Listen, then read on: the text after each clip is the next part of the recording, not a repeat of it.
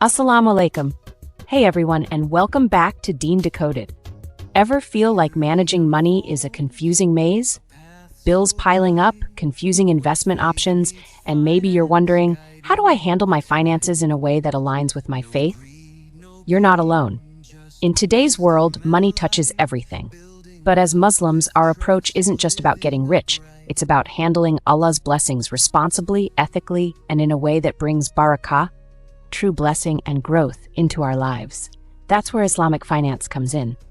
Therefore, this video is your practical guide. We'll break down why Islamic finance principles matter, connecting spirituality with your wallet. And more importantly, we'll give you real-life, actionable steps, the how, to manage your money the halal way. No confusing jargon, just clear, simple guidance. If you're ready to decode your deen and apply it to your daily life, including your finances, make sure you're subscribed to Deen Decoded. Hit that bell so you don't miss out. Step by step, we rise and grow. So why Islamic finance? It starts with our core beliefs. First, Tawheed, the absolute oneness of Allah. Everything, including wealth, belongs to Him. We are simply trustees or khalifas, given amana, a trust, to manage these resources according to His guidance. This shifts our mindset. Money isn't the ultimate goal. It's a tool to do good, provide for our families, and contribute positively to society. It's about accountability. How did we earn it, and how do we spend it? Think about your job. Are you earning money through permissible means? When you get paid, do you see it just as your money, or as a blessing from Allah you need to manage wisely? A cornerstone of Islamic finance is the strict prohibition of riba. Often translated as interest, riba essentially means any unjust increase in a loan or debt. Why is it forbidden? Because it can lead to exploitation, create vast inequalities, and reward money simply for existing rather than for productive effort or risk sharing. Imagine taking a £100 loan and being asked to pay back £120 just because time passed. That extra £20, not tied to any service or asset, is riba. Conventional savings accounts giving fixed interest or credit cards charging high interest rates, these fall under riba. Next up, avoiding gharar, excessive uncertainty, and maysir, gambling. Islam promotes clarity and fairness in transactions. Contracts shouldn't be ambiguous or based on pure chance, where one party's gain is solely based on another's loss without any real economic activity. Think about buying insurance where the terms are deliberately confusing, gharar, or speculating heavily on stocks based on rumor rather than real company value, closer to maysir. Islamic finance pushes for clear terms and investments tied to real assets and economic activity. This leads us to ethical investments. Islamic finance isn't just about avoiding the forbidden, it's about actively choosing the good. Investments should be in halal sectors that benefit society and avoid haram industries. Finally, social justice is key. Zakat, the obligatory charity of the 5 pillars, purifies wealth and ensures it circulates to help those in need.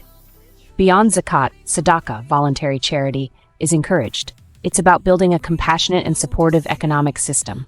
Calculating 2.5% of your eligible wealth annually for zakat isn't just a religious duty, it's a fundamental part of managing money the Islamic way, ensuring wealth doesn't just accumulate in a few hands. Faith in every deal, no doubt, no fear. Okay, principles are great, but how do we actually apply this day to day? Let's get practical. Building dreams. First, banking. Look for Islamic banks or Islamic windows in conventional banks. Your current account works much the same, holding your money safely. But for savings, instead of interest, riba, they offer profit-sharing accounts based on principles like mudaraba.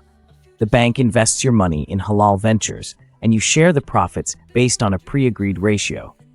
Remember, this also means you could share in a loss, though banks manage risk carefully. For instance, Zainab wants to save for Umrah. Instead of a standard savings account offering 2% fixed interest, she opens an Islamic savings account. The bank invests her funds, and that quarter they make a good profit, so she receives a share equivalent to a 3% return. The next quarter might be lower, maybe 1.5%, depending on the investment's performance. Buying a house? Conventional mortgages are riba-based. Halal alternatives include murabaha, cost plus financing, ijara, leasing, or diminishing musharaka partnership. Each avoids interest by using trade or leasing partnership structures. Diminishing musharaka is very popular. You partner with the bank to buy the property, pay rent on their share, and slowly buy them out. For example, Muhammadul Awal and Zainab want to buy a home. They use diminishing musharaka. They put down 20%. The Islamic bank puts down 80%. They pay monthly rent on the bank's 80% share, and an extra amount goes towards buying more shares from the bank. Over time, their ownership increases and the bank's decreases until they own the home outright. No interest was charged, just rent and share purchase. You want to grow your wealth? Halal investing is possible. It involves screening companies to ensure 1. Their core business is halal, no alcohol, gambling, riba-based finance, etc.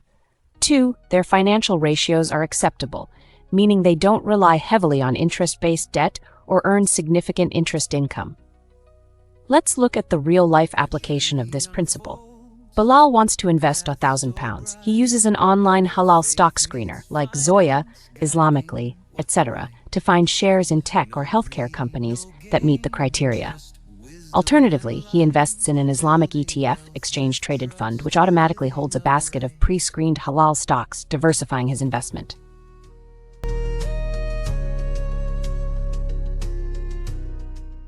Sukuk are often called Islamic bonds, but unlike conventional bonds, which are loans with interest, sukuk represent part ownership in underlying assets or projects. You earn a share of the profit generated by that asset, making it halal.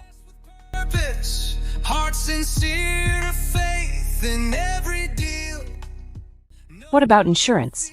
Conventional insurance can involve gharar, uncertainty, and maisir, elements of gambling. The Islamic alternative is takaful.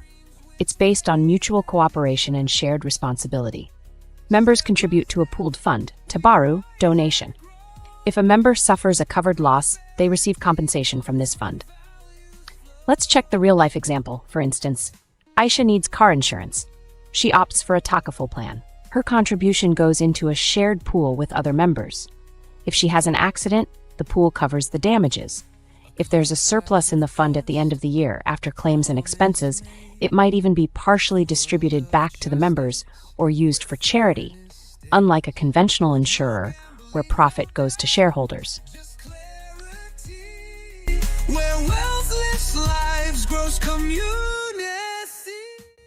Debt is a major stressor, and riba-based debt goes against Islamic principles. The key is to avoid interest-bearing loans as much as possible. If you have existing riba-based debt, like credit cards or conventional loans, prioritize paying it off aggressively.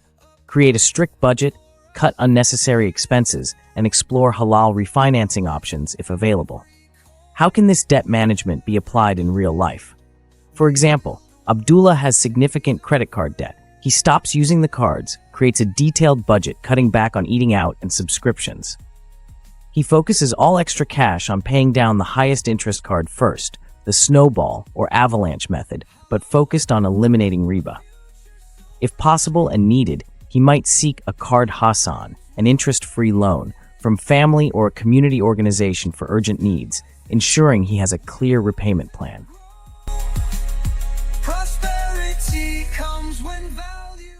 Effective halal money management needs a plan. Create a budget that tracks income and expenses.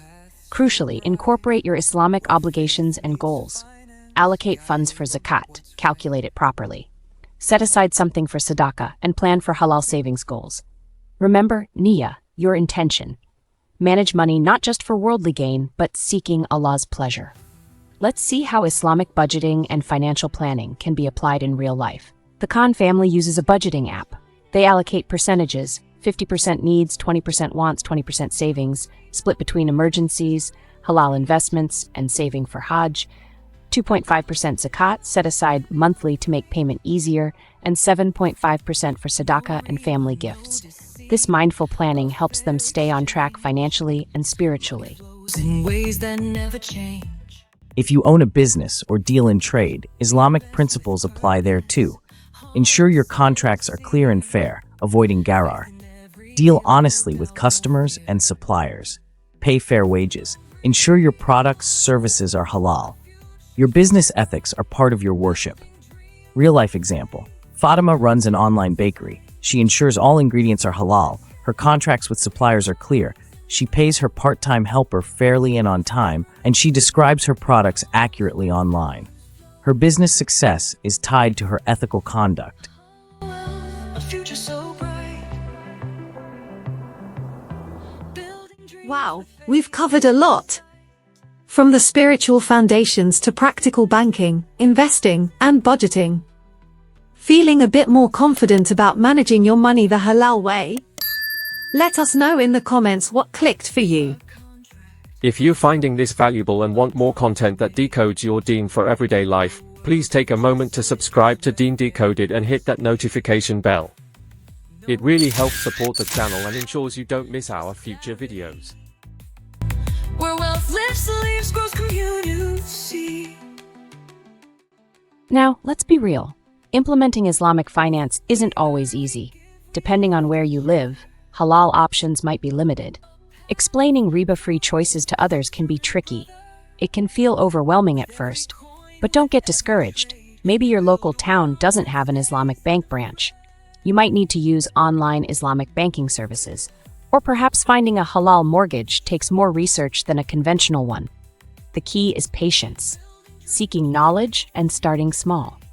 Seek knowledge. There are great resources online, books, and knowledgeable scholars or advisors who can help. Connect with others on the same journey.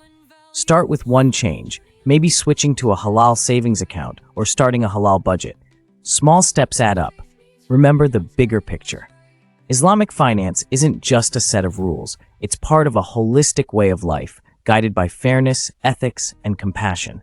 It aims to build an economy that benefits everyone, prevents exploitation, and aligns our worldly actions with our spiritual values. It's about seeking barakah, true, blessed abundance, in our wealth and our lives.